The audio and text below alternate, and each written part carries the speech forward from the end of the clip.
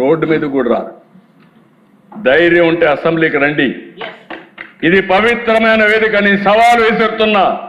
మీరు ఇక్కడ అసెంబ్లీలో వచ్చి కూర్చుంటే మీరు అడిగేదానికి మేము సమాధానం చెప్తే నీ దగ్గర ఏదైనా అడిషనల్ పేపర్ ఉంటే ఆ సాక్ష్యాలు చూపించి ఒక పవిత్రమైన వేదికతో ప్రజా సమస్యలనే కాకుండా జవాబుదారీతనం తీసుకొచ్చే వేదిక ఈ assembly.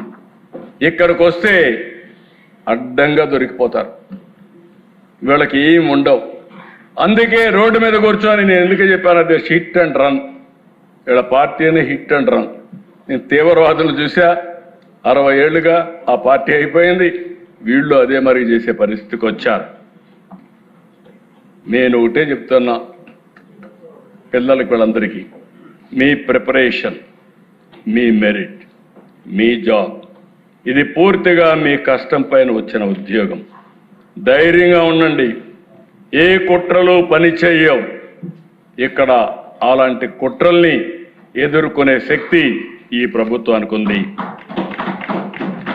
No back door, no favouritism, no manipulation, only merit, transparency and justice. The real success of Mega DSC is that even those who could not secure a post acknowledge that the process was fair. దానికంటే ఏం కావాలి దిశ? అదే నాకు తృప్తి. దానికే reflection. Select అయిన DSC విద్యార్థులు road మీదకి రావడం, ఉద్యోగాలు రాని వాళ్ళు కూడా ఫెయిర్గా సెలెక్ట్ అయింది, మళ్ళీ మాకు టర్న్ వస్తుంది అని వ్యవస్థ పైన నమ్మకం ఉంది. నేను ఒకటే హామీ ఇస్తున్నా, డిపార్ట్మెంట్ కూడా కోరుతున్నా, ఇంకా పటిష్టమైన విధానం ఏదైనా ఉందంటే అది కూడా ఎదగదాం. ఈరోజు మనం అందరం కూడా ఆలోచించుకొని టెక్నాలజీ వచ్చింది, టెక్నాలజీని ఉపయోగిద్దాం. సమర్థవంతమైనటువంటి విద్యా విధానమే కాకుండా పరీక్షల్లో కూడా రిఫార్మ్ తీసుకొద్దాం. పరీక్షల్లో కూడా రిఫార్మ్ తీసుకొచ్చి ఎక్కడ కూడా zero tolerance on exams leakage కానీ కండక్షన్లో కానీ. అదే సమయంలో ఒక నమ్మకాన్ని కలిగించాలి, విశ్వాసాన్ని పెంచాలి. తద్వారా మెరిట్ని ప్రమోట్ చేయాల్సిన అవసరం ఉంది. ఈ సభ ద్వారా మరి ఒక్కసారి అందరికి హామీ ఇస్తున్నా, ఎట్టి పరిస్థితిలో ఎక్కడ అవకతవకలు జరిగినా ఈ ప్రభుత్వం జీరో టాలరెన్స్. అదే సమయంలో బురద జల్లితే కూడా zero tolerance. That is our commitment. ఆ కమిట్మెంట్ ని ఎవరైనా సరే విభేదిస్తే మాత్రం జాగ్రత్తగా ఉండమంటున్నా.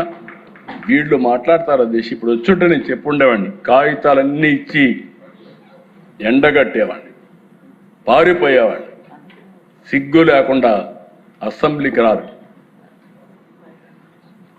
బయట పబ్జీలు ఆడుకుంటూ ఎక్కడ వీళ్ళందరూ మాట్లాడే పరిస్థితికి వస్తున్నారు. ఇది బాధ్యత కాదు. బాధ్యత కలిగిన వ్యక్తి అసెంబ్లీలో ఉండాలి. బాధ్యత కలిగిన వ్యక్తులు అసెంబ్లీకి వచ్చి మీరు డిమాండ్ చేస్తే డెఫినెట్గా మీరు చెప్పేది వాస్తవం అయితే మేము కరెక్ట్ చేసుకుంటాం. మీరు చెప్పేది వాస్తవం కాకపోతే మీరు మీ ద్వారా ప్రజలకు మీరు చెప్పేది అబద్ధమని నిలదీస్తాం. రెంట్కి లేకుండా బయట చేస్తాం, కౌన్సిల్ జరగనీయం, మేము ఇదే చేస్తామంటే ఏమీ సాధ్యం కాదు. అల్టిమేట్గా ప్రజల్లో మీరు చులకన అవుతారు. చులకన కావడం కాదు, ప్రజల్ని మీరు చీకొట్టే పరిస్థితి కూడా వస్తుంది. ఇది మంచిది కాదు ప్రజాస్వామ్యానికి. 48 ఏళ్ళుగా నేను చూశాను దిశ. నా జీవితంలో మొట్టమొదటిసారిగా ఒక రాజకీయ పార్టీ 2.5 సంవత్సరాల నుంచి అసెంబ్లీకి రాకుండా చూడడం మొట్టమొదటిసారి అధ్యక్ష నా జీవితంలో.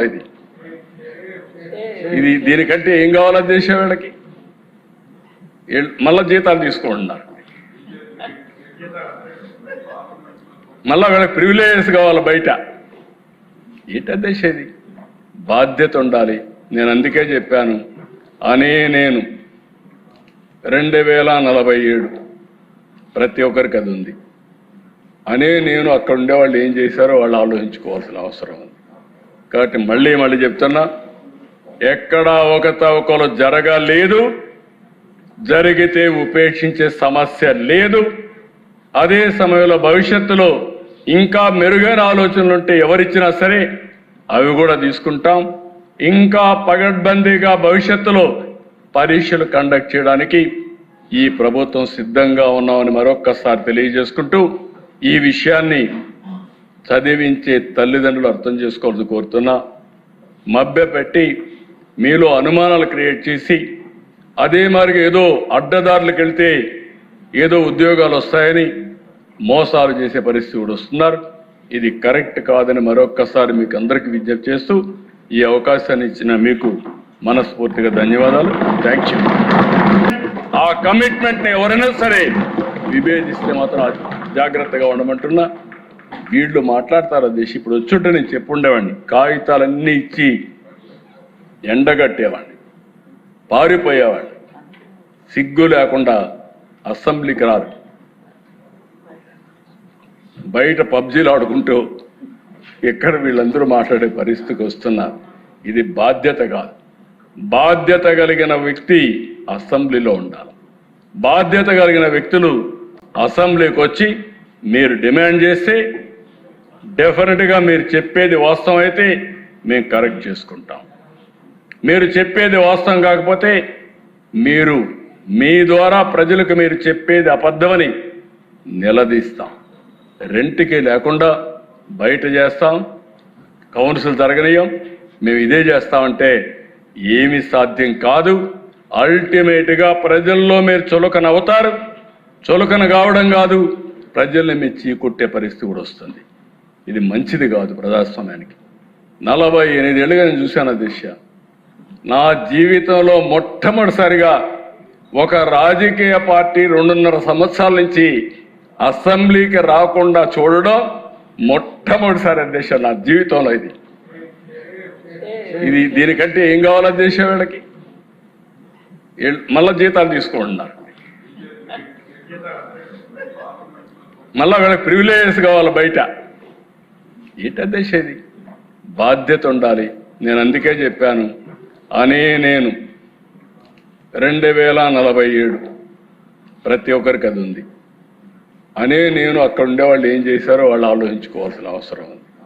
కాబట్టి మళ్ళీ చెప్తున్నా, ఎక్కడా అవకతవకలు జరగలేదు, జరిగితే ఉపేక్షించే సమస్య లేదు. అదే సమయంలో భవిష్యత్తులో ఇంకా మెరుగైన ఆలోచనలు ఉంటే ఎవరిచ్చినా సరే అవి కూడా తీసుకుంటాం. ఇంకా పగడ్బందీగా భవిష్యత్తులో పరీక్షలు కండక్ట్ చేయడానికి ఈ ప్రభుత్వం సిద్ధంగా ఉన్నామని మరొక్కసారి తెలియజేసుకుంటూ ఈ విషయాన్ని చదివించే తల్లిదండ్రులు అర్థం చేసుకోవాలని కోరుతున్నా. మభ్యపెట్టి మీలో అనుమానాలు క్రియేట్ చేసి అదే మరి ఏదో అడ్డదారులకు వెళ్తే ఏదో ఉద్యోగాలు వస్తాయని మోసాలు చేసే పరిస్థితి కూడా వస్తున్నారు. ఇది కరెక్ట్ కాదని మరొక్కసారి మీకు అందరికీ విజ్ఞప్తి చేస్తూ ఈ అవకాశాన్ని ఇచ్చిన మీకు మనస్ఫూర్తిగా ధన్యవాదాలు. Thank you.